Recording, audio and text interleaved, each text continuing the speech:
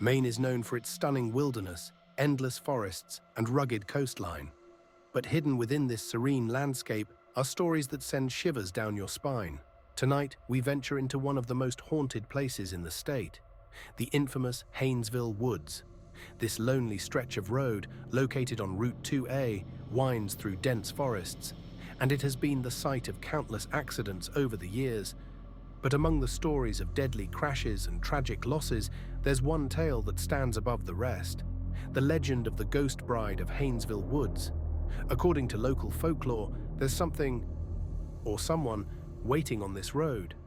Late at night, drivers report seeing a woman dressed in a white gown, standing on the shoulder, waving her arms desperately as though she's pleading for help. When a good Samaritan pulls over to assist, the story always unfolds the same way. The woman explains that she and her husband were in a terrible accident.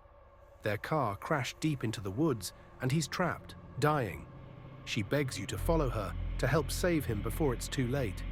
Feeling her panic, drivers follow the woman into the dense trees, her dress trailing behind her. But after a few minutes of searching, she vanishes without a trace. Frightened and confused, the driver often reports the encounter to local authorities, only to be told the same chilling response. There is no crash, no one is missing. But they're not the first to meet the ghost bride of Haynesville Woods.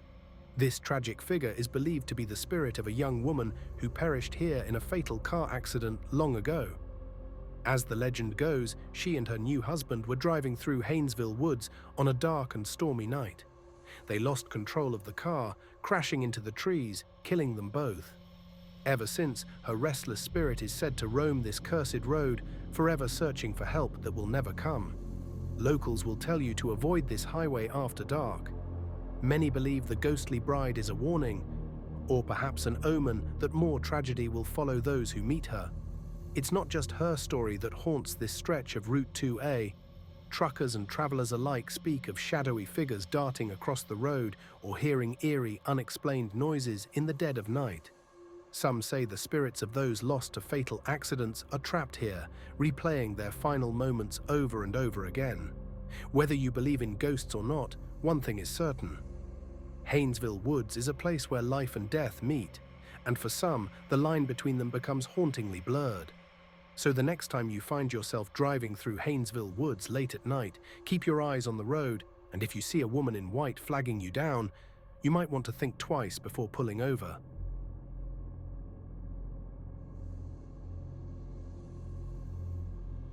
Off the coast of Maine lies a small, uninhabited island, beautiful but hiding a dark and tragic past. This is Malaga Island, a place some say is cursed.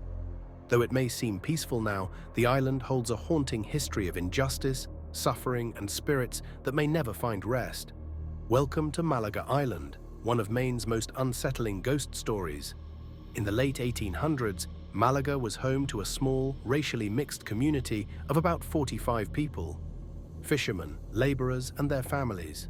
They lived simple, self-sustaining lives, working the land and the sea. But in 1912, everything changed. The state of Maine, fueled by racist attitudes and prejudice against this community, forcibly evicted all the residents. Their homes were burned, and some of the islanders were even committed to mental institutions. All of this so the island could be redeveloped into a tourist destination. A dream that never came true. Many believe that Malaga Island is cursed, haunted by the souls of those who were wronged. The dead, who were once buried on the island, were exhumed and relocated, their graves disturbed as part of the eviction. Some say this act of desecration bound their spirits to the land, and now their restless souls haunt Malaga's shores.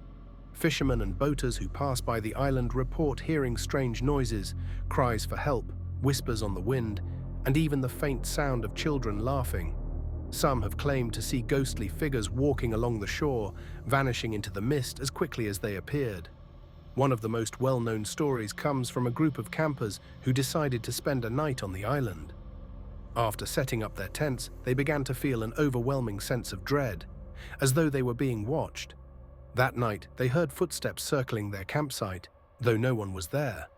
The sounds of soft weeping echoed through the woods, growing louder until they could no longer stand it. The campers fled, vowing never to return to Malaga Island again. Even today, locals refuse to step foot on Malaga after dark. There's something unsettling about the stillness, the sense that the island is stuck in time, haunted by the past. Some believe the curse will never be lifted until the souls of Malaga's former residents are given the peace and respect they deserve. Whether you believe in ghosts or not, there's no denying that Malaga Island holds a painful and disturbing history. The spirits of those who suffered injustice may still linger, forever tied to this small piece of land off the coast of Maine. So if you ever find yourself near Malaga Island, beware. Its past may come back to haunt you.